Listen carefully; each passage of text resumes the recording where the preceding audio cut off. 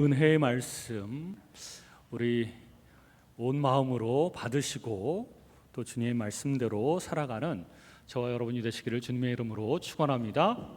우리 이 시간 옆에 있는 분들, 뒤에 있는 분들과 인사를 좀 했으면 좋겠습니다. 참 더운데 교회 오기가 참 힘들었죠. 그래도 오신 여러분들, 옆에 있는 분들 환영하면서 사랑합니다, 축복합니다 이렇게 인사했으면 좋겠습니다. 사랑합니다, 축복합니다. 멀리 계신 분들한테도 인사했으면 좋겠고요. 사랑합니다, 축복합니다. 4주 동안 겸손에 관한 말씀을 함께 나누었는데요. 오늘이 마지막 시간입니다.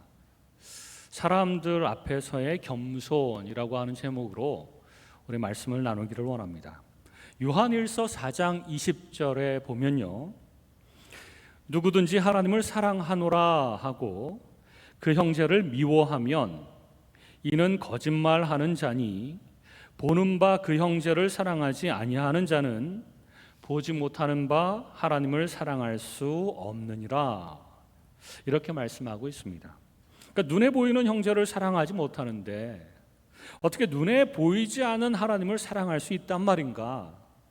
하나님을 사랑한다고 하면서 형제를 미워하면 하나님 사랑한다라고 하는 말도 거짓말이다, 이렇게 말씀하는 것입니다. 그런데 이 진리는 겸손에 있어서도 동일합니다. 창조주이시며 전지전능하신 하나님 앞에서 피조물인 내가 겸손하게 되는 것은 어쩌면 당연한 것이기 때문입니다. 게다가 눈에 보이지 않는 하나님 앞에서 겸손하게 되는 것은 상당히 추상적이라서 그저 고개 숙이면서 주님, 주여라는 뜻이 나의 주인이라는 뜻 아닙니까? 이렇게 말로는 그렇게 하나님을 주인이라고 부르면서 내 마음대로 살아도 하나님이 당장에 직접적으로 벌을 주시지 않으니 괜찮다고 생각하기 때문에 또 내 마음대로 살아가는 것이죠. 눈에 보이지 않으니까 당장 주먹이 날라오는 것도 아니고 천둥 번개가 치는 것도 아니고 당장 하나님께 뭔가 벌을 받거나 뭔가 하나님께서 너 지금 교만한 거 아니야? 이렇게 말씀하시지 않기 때문에 우리는 그냥 말로만 추상적으로 하나님 앞에서 겸손한 것처럼 말하고 행동할 수 있다는 것입니다. 그래서 하나님 앞에서는 납작 엎드려서 하나님 죄송합니다, 또 죄를 지었습니다, 하나님 저는 주님의 종입니다, 이렇게 말하고 하는 것으로 인해서 내가 겸손해졌다라고 착각해서는 안 된다는 것이죠. 그러니까 우리 마음이 진짜로 겸손해졌는지를 확인해 보려면 하나님 앞에서가 아니라 눈에 보이는 다른 사람들과의 관계에서 그 겸손한 마음이 나타나는지 아니면 교만한 마음이 나타나는지 이거를 한번 살펴보라는 것입니다. 그렇게 겸손한 마음이 되었다면, 하나님 앞에서 마음이 낮아졌고 겸손이 우리의 본성이 되었다면 다른 사람들에게도 겸손할 수 있기 때문에 그렇습니다. 제가 지난주에 말씀드렸죠. 한두 번 겸손한 말을 하고 한두 번 겸손한 행동을 하고 고개 숙여서 인사를 한다고 우리의 본성, 근본적인 마음이 겸손으로 바뀌지 않았다면 그건 겸손이 아니라고 말씀을 드렸습니다. 그래서 겸손이 정말 우리의 본성이 되었다면, 우리 마음 전체가 정말 낮아져서 겸손하게 되었다면 다른 사람들에게도 충분히 겸손할 수 있다는 겁니다. 그렇게 겸손한 마음이 되었다면 우리의 평범한 일상생활 속에서 우리의 몸을 통해서, 우리의 몸을 통해서 다른 사람들에게 전달되어져야만 합니다. 그래서 제자들이 누가 가장 큰 자인가에 대해서 논쟁을 벌일 때에 누군가는 나는 큰 자가 아니라 작은 자고 높은 자가 아니라 낮은 자다, 이렇게 말할 수 있어야 되는데 그들 가운데 실제 생활 속에서 그렇게 말하는 사람이 아무도 없었고 오히려 분노를 표출했다고 얘기를 하고 있습니다. 또 바리새인들이 연회석상에서 또는 회당에서 높은데 상석에 앉기를 좋아하는 것을 보았을 때 나는 스스로 낮은 자리로 내려가는가? 우리가 그런 자리가 많지 않습니까? 어떤 모임에 있을 때 창석이 어디 있는가? 그리고 저 밑바닥, 저 밑에 좌석은 어디 있는가? 이거를 보면서 나는 저 밑에. 근데 그렇게 하는데 그러면 그렇게 행동하는 것에도 불구하고 마음이 평안한가?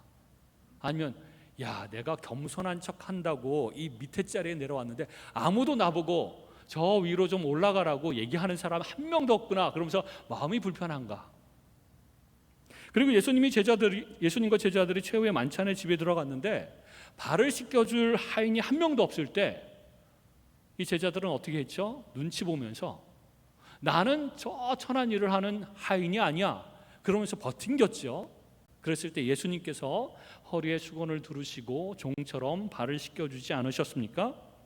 그런 상황이 왔을 때 내가 가장 먼저 나서서 허리에 수건을 두르고 다른 사람들의 종처럼 씻겨줄 수 있는가?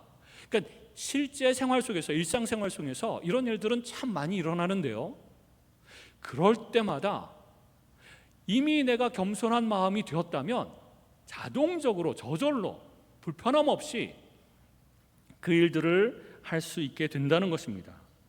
그래서 사람들 앞에서 겸손하지 못하다면 하나님 앞에서의 겸손은 아무것도 아니고, 요한일서 4장 20절 말씀에 비추어 보면 그건 거짓말하는 거다라는 것이죠. 하나님, 저 겸손합니다. 하나님 앞에서 납작 엎드리고 겸손합니다. 근데 사람들 앞에서 겸손하지 못하면 그건 겸손한 것이 아니다라는 것이죠. 또 큰 권력자와 큰 부자 앞에서 겸손하게 되는 것은 인간 본성입니다. 저절로 낮춰지는 것이죠. 게다가 존경할 만한 인격을 갖춘 사람들 앞에서도 겸손하게 되는 것은 어렵지 않습니다. 본받고 내 마음 우러러 나오면서 정말 저 사람은 훌륭한 사람이야, 존경할 만한 사람이야 라고 하는 사람 딱 만나게 되면 저절로 고개가 숙여지는 것도 당연한 일입니다. 그러나 다른 사람들이 다 우습게 여기고 보잘것없는 사람, 그런 사람 앞에서 저절로 겸손하기란 너무나도 어렵습니다. 예를 들면 나이가 나보다 한참 어리거나 또 배움이 없거나 혹은 가난하거나 외모가 못났거나 재능이 없거나 혹은 장애가 있거나 혹은 말도 잘 못하는 사람들, 말도 버벅거리는 사람들 앞에선 나도 모르게 그 사람을 업신여기는 마음이 저절로 생기기 때문에 그런 사람들 앞에서 내가 저절로 겸손하기란 참 어렵다는 것이죠. 게다가 지혜와 지식이 없어서 잘 모르면서도 떠들어대는 사람을 보면 나보다 훌륭한데? 라고 생각하기가 참 어렵죠. 게다가 성결에 있어서 나보다 허물과 죄가 많아 보일 때, 저 사람은 정말 눈에 띄게 허물과 죄가 보일 때 그 사람을 나보다 훌륭하게, 나보다 낫다라고 여길 수 있을까요? 쉽지 않은 일이죠. 이렇게 사람들은 겸손하려고 할 때, 특히 사람들 앞에서 겸손하려고 할 때 그 사람과 나를 비교합니다. 내가 그 사람보다 뛰어난가 혹은 못한가, 이런 것들을 비교하면서 저 사람 앞에서는 내가 겸손해야 되겠다, 그런 마음이 또 저절로 들기도 하고요. 근데 그렇지 않으면 이건 저 사람 우습게 여기거나 이런 마음들이 저절로 든다는 것이죠. 그러나 이런 생각들은요, 겸손을 잘못 이해하고 있기 때문에 생기는 것입니다. 참된 겸손, 하나님께서 원하시는 그 겸손은 나와 다른 사람과 비교한 후에 가지는 마음이 아닙니다. 하나님의 빛에 비추어 내 자신이 아무것도 아니라고 깨닫게 되고, 또 하나님 앞에서 내 자아를 완전히 죽이기로 결심할 때 생기는 마음이 바로 겸손입니다. 그래서 절대로 다른 사람과 나 자신을 비교하면 안 됩니다. 다른 사람과 비교하면 항상 나보다 못한 사람을 발견하게 될 것이고, 그렇게 되면 내 자아를 죽이지 못하게 되고, 그 결과 겸손하지 못하게 되며 또 교만하게, 나도 모르게 교만한 마음이 올라온다는 것입니다. 게다가 다른 사람과 비교해서 내가 조금 더 우위를 차지한다고 할지라도 그건 도토리 키재기인 것이죠. 그것이 뭐 그리 대단한 양 우쭐댄다면 결국 별거 아닌 것으로 스스로를 다시 교만하게 만들 뿐인 것이죠. 그래서 다른 사람과 절대로 비교하면 안 되는 것입니다. 무조건 비교하지 않고 무조건 다른 사람을 나보다 훌륭한 사람이다 라고 생각해야 된다는 것이죠. 그래서 빌립보서 2장 3절 오늘 읽은 본문의 말씀에 보면 아무 일에든지 다툼이나 허영으로 하지 말고, 왜냐하면 모든 일에요 다툼이나 허영으로 한다는 것은 이미 다른 사람과 비교해서 내가 더 뛰어나라고 하는 생각이 밑바탕에 깔려 있는 것입니다. 그래서 내 주장을 하고 다투게 되고 그리고 허영심이 가득하게 됩니다. 내가 그래도 괜찮은 사람인데, 내가 그래도 높은 사람인데, 내가 큰 자인데, 이런 허영심이 생기는 것이죠. 이런 다툼이나 허영으로 하지 말고 오직 겸손한 마음으로 각각 자기보다 남을 낮게 여기고, 이 남은 누굽니까? 뭐 부자거나 권력자이거나 혹은 나보다 인격이 훌륭한 사람들 앞에서 내가 낮게 여기라는 것입니까? 아닙니다. 이 남은 모든 사람을 가리키는 겁니다. 모든 사람들 앞에서 그 사람들을 나보다 낮게 여기라는 것이죠. 다른 사람들과 비교하면 절대로 겸손해질 수가 없습니다. 특히 가까운 사람일수록 그 사람 앞에서 겸손해질 수가 없어요. 가족들 앞이나 내가 그 사람의 허물과 잘못을 너무나도 잘 알고 있는 그런 사람들 앞에서는 겸손하기가 쉽지 않습니다. 왜냐하면 그 사람들의 단점과 어떤 연약함을 내가 너무나도 잘 알기 때문에 그렇습니다. 그래서 이야, 저러고도 그리스도인인가? 이런 생각이 들 때마다 그 사람 앞에서 내가 겸손하게 낮아지기보다는 그 사람들을 자꾸 평가하고 정죄하고 뭔가 가르치려고 하고 변화시키려고 하는 그런 마음이 더 많아지게 되는 것이죠. 그리고요, 사람들이요, 보통 모든 사람들이 다 그렇습니다. 하나님께서 직접 내 마음 가운데 강력하게 너는 교만하다, 기로야 너 교만하다 그러면 아이고 하나님 납작 엎드려서 회개합니다. 아이고 하나님 죄송합니다. 또 교만했군요. 하나님께서 나에게 직접적으로 그렇게 말씀하시면 교만한 마음을 내려놓고 겸손한 마음으로 회개하는 것이 그렇게 어렵지는 않습니다. 그런데 주변에 있는 어떤 사람이 나를 향해서 당신은 정말 교만합니다 라고 얘기를 하면 그 사람과 나를 비교하기 시작합니다. 너는 어떤데? 네가 나한테 그런 말 할 자격이 있어? 이러면서 그 사람과 비교를 하고 그 사람이 정말 나보다 훌륭한 인격을 가지고 있어도 그걸 받아들이기가 너무나도 힘듭니다.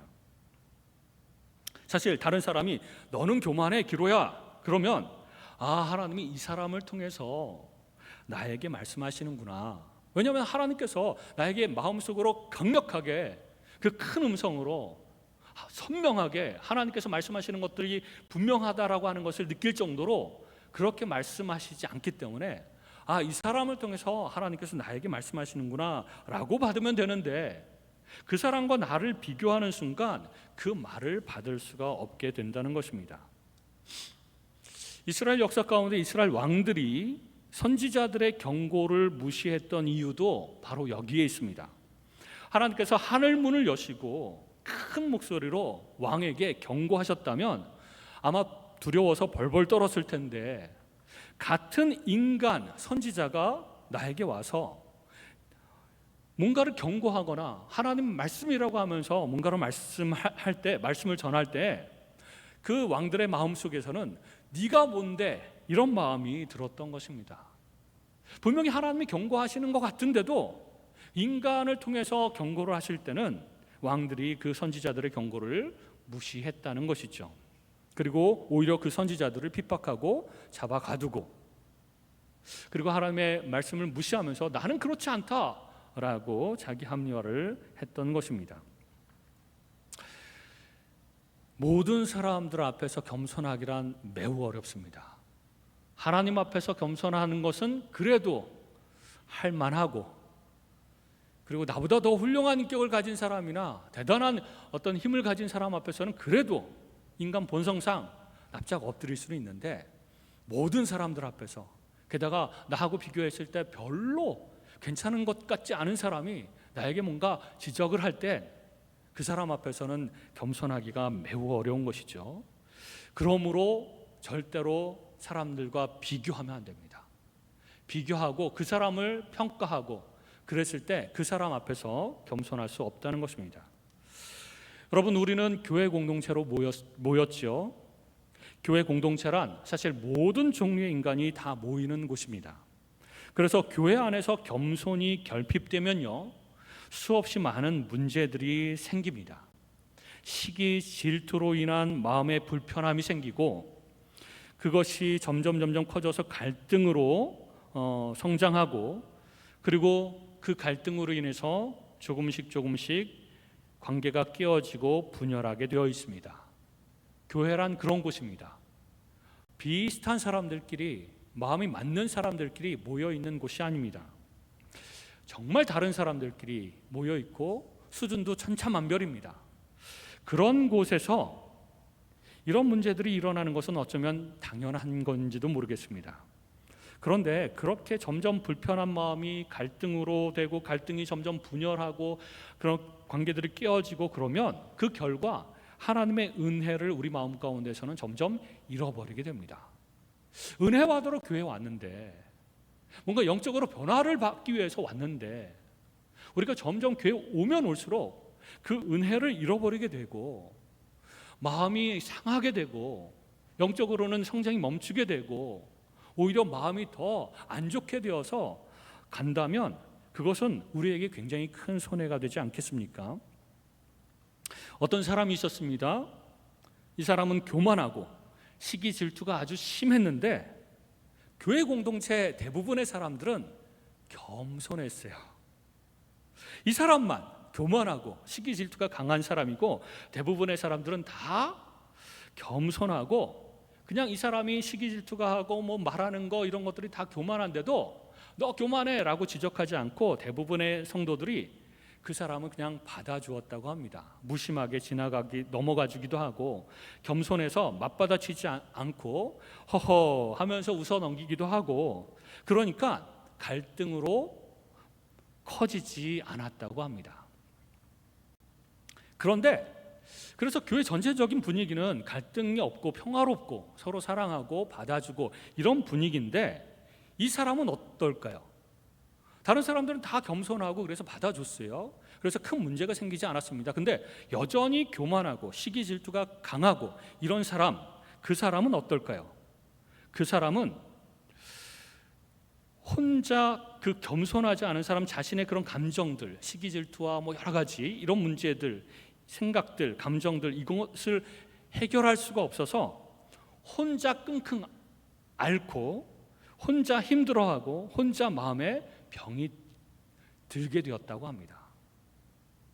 교회 공동체가요, 다 그렇게 전체적으로 겸손하고 그런 모난 성격을 가지고 교만하고 시기 질투도 심하고, 그래서 말하는 것마다 혹은 행동하는 것마다 좀 보기가 힘든 그런 사람이 한 명 오더라도 교회 전체적으로 사람들이 다 받아주고 그냥 허허하면서 뭐 사랑으로 감싸주고 그러면 문제는 생기지 않습니다.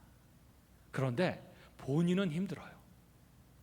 반대로 겸손한 사람이 한 명 있습니다. 그런데 교회 공동체의 모든 사람들이 다 교만하고 시기 질투와 갈등이 많은 문제들을 많이 만들어내고 하면 어떻게 될까요? 이 겸손했던 사람, 정말 겸손했던 사람인데 그런 교회에 왔어요. 그럼 어떻게 될까요? 그 사람이 점점 홀로 평안할 수가 없습니다. 점점 마음에 갈등이 생기고 힘들어지고 그러다가 도저히 못 견뎌서 그 교회를 떠나거나 아니면 본인도 겸손함을 잃어버리고 점점 교만하게 되고 시기 질투가 심해지고 서로 비교하고 지적질하고 그런 사람으로 변화될 수 있습니다. 그러므로 어떤 사람이 교만하고 어떤 모가난 성격이고 뭐 여러 가지 문제가 있더라도 우리 모두가 성숙하다면 큰 문제를 만들어내지도 않고 이 사람을 잘 감싸 안으면서 결국에는 이 사람까지도 변화시킬 수 있다는 것입니다. 그러나 대부분 사람들이, 그리고 교회 분위기 전체가 다 교만하고 시기 질투가 심하고 허영심과 뭐 이런 것 때문에 서로 비교하고 지적질하고 그렇다면 겸손했던 사람이 우리 교회에 온다고 할지라도 그 사람마저도 그렇게 변화된다는 것이죠. 그러므로 다른 사람들이 대접받고 축복을 받을 때 하나님께 감사하고, 내 자신이 좀 무시를 당해도 허허 그러면서 좀 웃어 넘길 수도 있고, 그러면서도 감사할 수도 있고, 왜냐하면 하나님 그 일들을 통해서, 내가 공격받은 그리고 무시받은 어떤 일들을 통해서 하나님께서 나에게 배우라고 하시는군요, 더 겸손하게 낮아지라고 하시는군요, 이런 기회로 삼을 수 있다는 것입니다. 그러면서 예수 그리스도의 긍휼과 자비와 겸손과 온유와 인내의 마음을 조금씩 배울 수가 있기 때문에 감사할 수 있습니다. 그러면서도 하나님께서 나를 사랑해 주시고 인정해 주시는 것, 그것은 확실하기 때문에, 내가 다른 사람들한테 인정받고 칭찬받지 못해도 하나님께서 그렇게 하신다라고 하는 것을 분명하게 알기 때문에 감사할 수 있다는 것이죠. 그리고 다른 사람이 자기를 어떻게 대하든지 겸손히 그들을 섬기면 어떤 일이 일어날까요? 시간이 지나면 여러 가지 변화가 일어나는데요, 나는 여전히 마음의 평안을 지속적으로 누릴 것이고, 상대방도 시간이 좀 걸리겠지만 언젠가는 깨닫고 변화될 것입니다. 그래서 그 사람이 나를 무시하거나 공격하는 것이 상관없이 내가 겸손하게 계속적으로 대하는 것이 필요하다는 것이죠. 그러면 나도 여전히 마음의 평안을 누리게 될 것이고, 뭔가를 배우게 될 것이고, 그 사람도 언젠가는 변화되게 될 것이니 얼마나 좋습니까? 그러면 만약에 변화되지 않으면 하나님께서 그 사람을 또 손을 대실 것입니다. 그러므로 우리가 그 사람이 나를 무시하고 공격한다고 해서 그 사람에게 맞받아치고 나도 공격하고 그 사람 무시하고, 그러면 그럴수록 내 마음이 어떻게 되죠? 점점 교만해지고 그렇게 된다는 것입니다. 그러므로 사람들 앞에서의 겸손을 우리가 훈련해야 됩니다. 하나님 앞에서의 겸손, 이거 쉽다고 말씀드렸죠. 나보다 인격이 훌륭하고 나보다 더 힘 있는 사람들 앞에서의 겸손, 이것도 어느 정도 할 수 있습니다. 그런데 모든 사람들 앞에서, 특히 나를 공격하고 무시하는 사람들 앞에서도, 인격이 좀 잘 안 되는 사람들, 부족한 사람들, 그리고 성숙하지 못한 사람들 앞에서도 우리가 끊임없이 훈련해야 됩니다. 4가지만 간단하게 어떻게 훈련해야 되는가 말씀을 드리려고 합니다. 첫 번째는 겸손의 뿌리인 예수 그리스도의 마음을 묵상하고 실제 삶에서 하나님과 동행하면서 하나님의 음성을 들어야 됩니다. 미가서 6장 8절에는 사람아 주께서 선한 것이 무엇임을 내게 보이셨나니, 그러면서 3가지를 얘기하는데 그 중에 하나가 겸손하게 내 하나님과 함께 행하는 것이 아니냐. 하나님께서는 그것을 선하게 보신다는 겁니다. 근데 여기서 하나님과 동행하는 것이 중요합니다. 동행하면서 하나님의 음성을 들어야 됩니다. 내가 다른 사람들한테 인정받아서 뭔가 교만해질 수 있는 그런 상황에서 하나님의 음성을 들어야 됩니다. 기로야, 겸손해야지, 교만하면 안 되지, 이 음성을 계속 들어야 됩니다.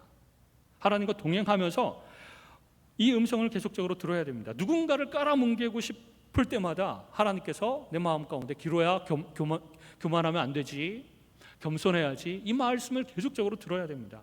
혹은 누군가가 나를 무시할 때, 자존심이 상할 때 기로야, 겸손할 수 있는 기회로 삼아야지, 이렇게 들어야 된다는 겁니다. 하나님과 동행하게 되면, 그리고 하나님의 음성을 듣게 되면, 그리고 예수 그리스도의 마음을 계속적으로 묵상하면서 그렇게 하나님과 동행하면 우리 겸손할 수 있다는 겁니다. 이게 훈련이 된다는 겁니다. 두 번째는 복종하는 훈련을 해야 됩니다. 내 생각과 달라도 하나님께 복종해야 되고, 때로는 하나님께서 권위를 주신 사람들에게도 복종해야 될 때가 있습니다. 내 생각과는 다른데, 그리고 그건 아닌 것 같은데, 그런데 하나님께서 권위를 주신 사람들, 그 사람들이 이렇게 해야 된다라고 하면 뭐 얘기는 할 수 있죠. 자기의 의견을 얘기할 수 있죠. 그러나 최종적으로는 그 사람의 의견을 따라야 된다는 것입니다. 그때 겸손을 훈련할 수 있는 기회라고 생각해야 되는 것이죠. 세 번째, 모든 사람을 존중하고 나보다 낫다고 여기는 훈련을 해야 됩니다. 나보다 한참 어린 사람 앞에서도 저 사람이 나보다 나은 점이 있을 거야. 세상적으로 수준이 낮다고 생각하는 사람들 앞에서도 저 사람도 뭔가 나보다 훌륭한 점이 있을 거야. 끊임없이 그렇게 생각하면서 뭔가 장점을 찾고 그 사람을 높이고 나보다 훌륭하다고 생각을 해야 됩니다. 그런 훈련을 통해서 내가 점점 겸손하게 될 수 있습니다. 네 번째, 마지막으로 무시받고 모욕받고 비방받을 때도 마음의 훈련을 해야 됩니다. 내가 잘못해서 그런 대접을 받을 때는 내가 뭔가를 회개를 해야 되겠죠. 그러나 내가 잘못이 없는데도 그런 대접을 받으면 하나님께서 나를 낮추시는 훈련이라고 생각해야 됩니다. 잘못이 있고 없고가 중요한 것이 아닙니다. 내가 높은 마음이 있느냐 낮은 마음이 있느냐가 중요한 겁니다. 잘못이 없는데도 높은 마음이 있을 수 있습니다. 나는 아무 잘못이 없는데도 교만한 마음이 있을 수 있다는 것이죠. 그런데 어떤 잘못을 지적받았을 때, 잘못이 없는데도 그런 지적을 받았을 때, 내 마음을 낮추라고 하나님께서 훈련시켜 주시는구나 라고 생각해야 된다는 것입니다. 그리고 하나님께서 나의 주인이시니 나를 비방하면 누구를 비방하는 거라고요? 하나님을 비방하는 겁니다. 야, 내가 잘못도 없는데 나를 비방해? 그러면 너 큰일 나는데. 나의 주인이신 하나님을 비방하는 것하고 똑같은데, 내가 잘못이 있어서 비방한다면 그거야 내가 고치고 내가 회개해야 될 일이지만, 내가 잘못이 없는데도 비방한다면 나의 주인이신 하나님을 비방하는 것인데 라고 생각해야 된다는 것입니다. 그리고 하나님께서 이 부분은 알아서 해결해 주실 것입니다. 이런 여러 가지 훈련들을 실제 삶에서 지속적으로 훈련해야 됩니다. 그렇게 훈련이 된다면 수상적으로 훈련하는 것이 아니라 구체적으로 일상생활 속에서 이렇게 훈련을 해 나갈 때에 하나님 앞에 겸손한 자로 인정을 받게 될 것입니다. 그렇게 될 때에 겸손한 사람들 하나님께서 너무나도 사랑하실 것이고, 뿐만 아니라 다른 사람들도 그 겸손한 사람들을 너무나도 사랑하여 가까이 하게 될 것입니다. 그러므로 겸손은 지금까지 4주 동안에 걸쳐서 말씀드린 것처럼 겸손은 우리 인격 성숙의 가장 기초가 되는 것입니다. 겸손해야 우리가 성장할 수 있습니다. 그래서 이 훈련을 통해서 하나님 앞에서 그리고 사람들 앞에서 겸손한 자로 인정받는 우리 모두가 되시기를 주님의 이름으로 축원합니다. 기도하겠습니다.